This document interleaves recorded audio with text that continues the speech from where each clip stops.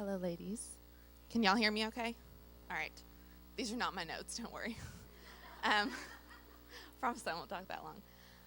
I had a really neat experience this last month, and the fact that I can call it neat in and of itself is totally from the Lord. I'm probably going to blubber a little bit, so if someone could just grab some Kleenex. Awesome. Thank you, dear. Okay. To set this up but be succinct, and I'm sorry, I tried to sit down and write this out, but every time I did, the Lord kept bringing me back to where he told his disciples, don't worry about what you're going to say, I've got it. So I'm winging it. I'm so not comfortable with this. So bear with me. I have a 2.5-year-old daughter and a 9-month-old son. And last month, wasn't feeling so great. Took a pregnancy test, and it was positive. And I was like, oh my goodness. We're going to have a third one, 3 under 3, or right at 3 and 3. And we were so excited, mildly terrified, really excited. And so we got to tell everybody, and it was wonderful. And a couple weeks later, I started bleeding. And we lost the baby. But through it all, guys, I can't even tell you how good God has been. And so that's what I want to come here with y'all today, is not the sadness, but the joy. This was my deepest fear always. This is what Satan hits me with every single time. This is what I'm always afraid that something's going to happen to my family or happen to my kids. I fear that. And God has walked me through this in such a beautiful way that it has been so sweet just to sit with the Lord. And it was really cool. Shay was praying for me a couple days after we lost the baby, and she sat down, and if I don't tell this right, you can correct it later, sorry. But sat down and wanted to pray for comfort, and she said, okay, Haylee lost the baby. And the Lord said, no, she didn't. She's with me, and she's here.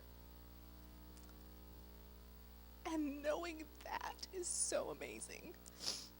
So in this moment that could have been so unglued, the Lord provided people at every step of the way, people to pray with me, people to walk with me, people to love with me. The people in the ER that we saw, we'd actually known them from before we got to pray with one of them. It was so cool. Just the people that I've brushed lives with through this that we didn't know. It was really neat. The verse for comfort that Shay gave me from the Lord was Psalm 40, and I wanted to read you some of it.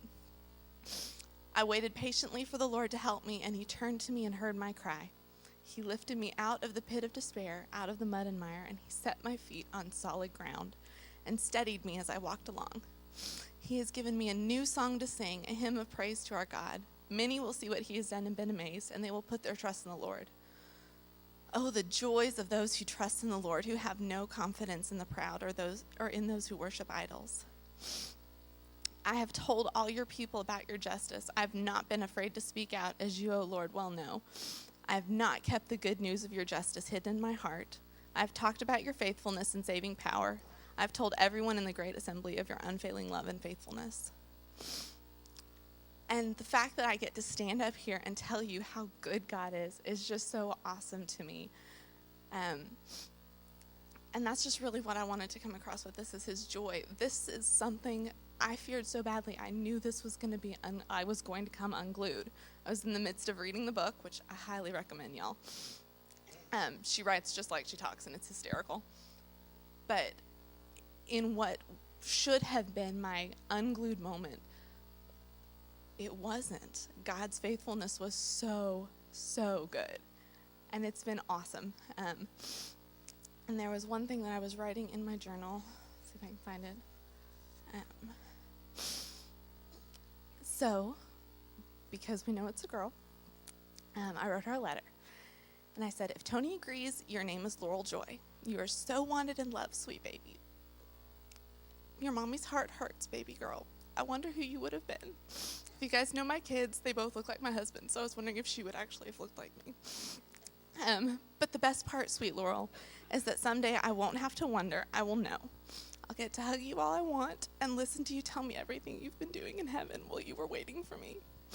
you got a free pass. We won.